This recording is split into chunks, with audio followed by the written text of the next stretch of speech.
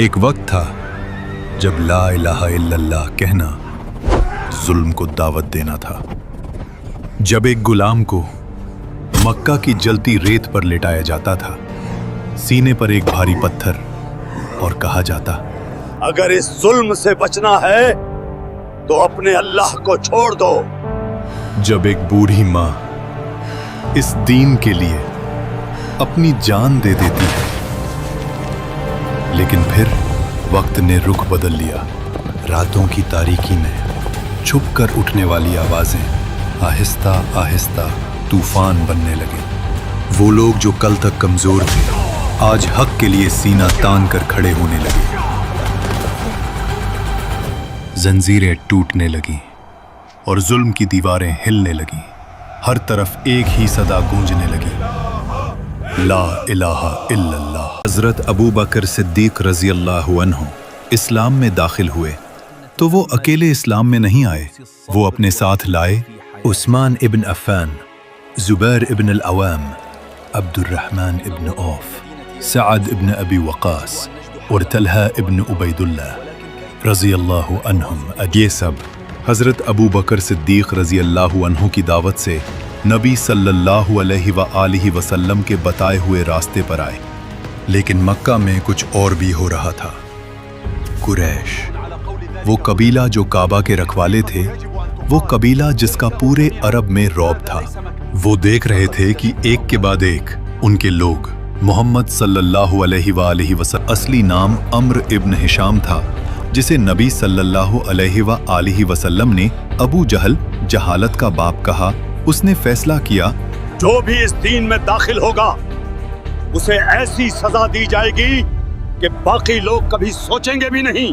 اور پھر شروع ہوا اسلام کی تاریخ کا سب سے سخت دور۔ بکر یا عثمان کو ہاتھ لگاتے تو ان کے قبیلے والے بغاوت کر دیتے، اسی لیے جو بے خاندان ہیں انہیں جتنا چاہو تڑپاؤ، کوئی پوچھنے والا نہیں۔ مکہ میں اب انسانیت نہیں، طاقت کا زور بولتا تھا، اور اسی اندھیرے میں ایک ایسا نام ابھرنے والا تھا جو زنجیروں سے بندھا تھا، لیکن اس کا دل آزاد ہو چکا تھا۔ ایک حبشی غلام، بلال ابن رباح رضی اللہ عنہ۔ آخر محمد کے پاس کون سا پیغام ہے جس نے تمہارے دل کو اتنا بدل دیا بلال؟ امیہ ابن خلف مکہ کے امیر لوگوں میں سے تھا، اور حضرت بلال رضی اللہ عنہ اس کی غلامی میں تھے۔ آسمان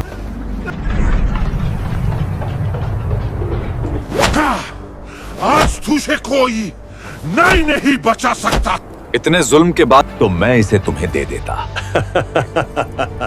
اگر تم 100 اوقیہ بھی مانگتے تو میں تمہیں وہ بھی دے دیتا۔ یہی تھے حضرت ابو بکر صدیق رضی اللہ عنہ، ابن یاسر رضی اللہ عنہ۔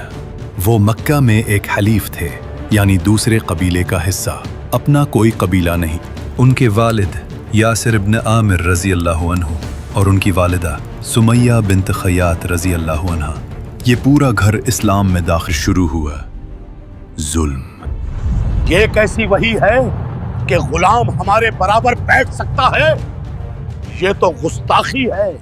آخر محمد کو یہ سب باتیں کون بتا رہا ہے؟ کیا وہ پڑھنا جانتا ہے؟ اللہ محمد پر وحی نازل کرتا ہے اور وہ اسے ان لوگوں سے لکھواتے ہیں جو لکھ سکتے ہیں۔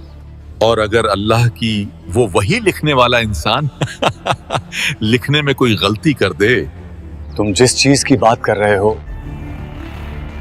وہ کسی انسان کا نظام نہیں ہے، ہم اس ذات کی بات کر رہے ہیں جس نے پوری کائنات کو بنا کسی غلطی کے بنا دیا۔